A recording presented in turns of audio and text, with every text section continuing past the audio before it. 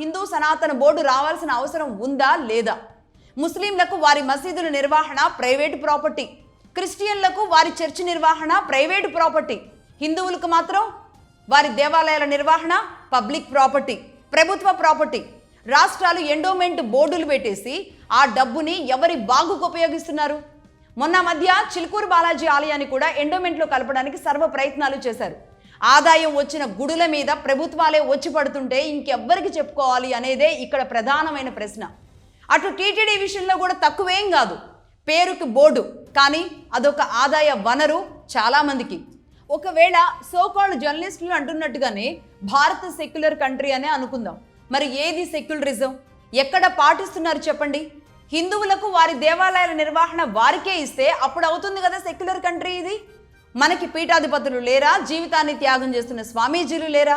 వాళ్ళకిస్తే హిందూ మతాన్ని, హిందూ దేవాలయాలను వాళ్ళు నిర్వహించుకోరా? ముస్లింలకు, క్రిస్టియన్లకు ప్రైవేటు ప్రాపర్టీగా, హిందువులకు మాత్రం పబ్లిక్ ప్రాపర్టీగా చేస్తూ ఉంటే ఇంకెన్నాళ్ళు చూడాలి? ప్రభుత్వాలని ఇంకెవరు ప్రశ్నించాలి? అలాగే మన హిందువుల్లో కూడా మహానుభావులు ఉంటారు. నేను నేను నేను నా కుటుంబం అంటూ స్వార్థంతో నిండిన కొందరు హిందువులకు ఇప్పటికైనా నిజంగా బుద్ధి రావాలి.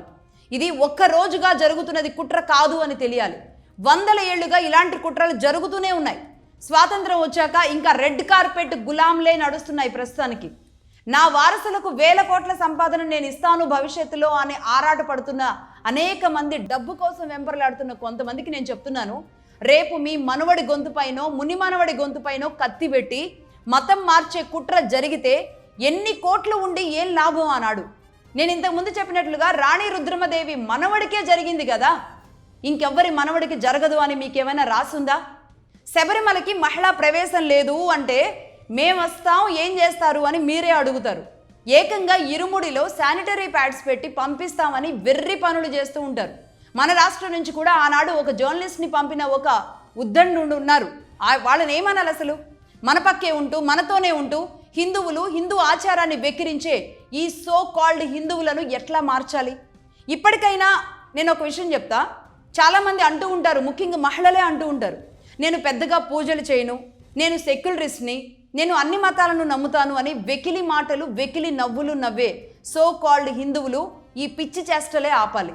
సిగ్గు, శరం, చీము, నెత్తురు మాకు లేదు అనుకుంటే గనక, మేము ఇలాగే బతుకుతాం అనుకుంటే గనక వీళ్ళని ఎవ్వరూ బాగు చేయలేరు. అదే ఇప్పుడు ఏ హిందూ దేవాలయానికి వ్యతిరేకంగా ఇలాంటి తీర్పు వచ్చిందే అనుకోండి, ఈ కాంగ్రెస్ అండ్ టీం బయలుదేరుతారా? అసలు ఇంకొకటి అడుగుతున్నాను నేను, ఇదే ముల్లాలు, ఇదే వక్ఫ్ బోర్డు పెద్దలు, లేదంటే ముస్లిం పెద్దలు ఇంకెవరైనా వచ్చి ఇది సమంజసం కాదు, ఇది సెక్యులర్ కంట్రీ, వారికి వారి ఆధారంగా ఒక దీపం పెట్టుకోవడానికి అనుమతి ఇచ్చినప్పుడు ఆ దీపాన్ని వద్దనే హక్కు మనకి లేదు అని దేశం మొత్తంలో ఏ రాష్ట్రంలో ఉన్న ఏ ముస్లిం మత పెద్ద అయినా వచ్చి ఒక్క మాట తమిళనాడులో ఉన్న ముస్లింలకు కానీ అక్కడ ఉన్న డిఎంకే గవర్నమెంట్కి కానీ చెప్పారా? చెప్పరు, అస్సలు నోరు విప్పరు. కానీ మనం మాత్రం మన హిందూ మతం మీద దాడి చేస్తున్న వాళ్ళకి అండగా నిలబడతాం. మన హిందూ మతం మీద దాడి చేస్తున్న వాళ్ళని మనమే ప్రొటెక్ట్ చేసుకుంటూ వెళతాం. అందుకే ఈ ఎపిసోడ్లో నేను ఒకటి అడుగుతున్నాను, చెప్పండి. ఇవాళ గుడిలో దీపంపై రాజకీయ పార్టీలన్నీ ఒకటైనాయి. రేపది మీ ఇంటి దాకా వస్తేనో, మీ ఇంట్లో దీపం పెట్టొద్దు, మీ ఇంటి బయట దీపం పెట్టొద్దు అనేదాకా వస్తేనో, మీ ముఖానికి బొట్టు కూడా పెట్టుకుని నా ముందు తిరగొద్దు అనేదాకా వస్తేనో ఏం చేస్తారు? ఈ ఆచారాలు, కట్టుబాట్లు వదిలేసిన మన వాళ్ళ వల్ల వస్తున్న సమస్యలే ఇవన్నీ తెలుసా?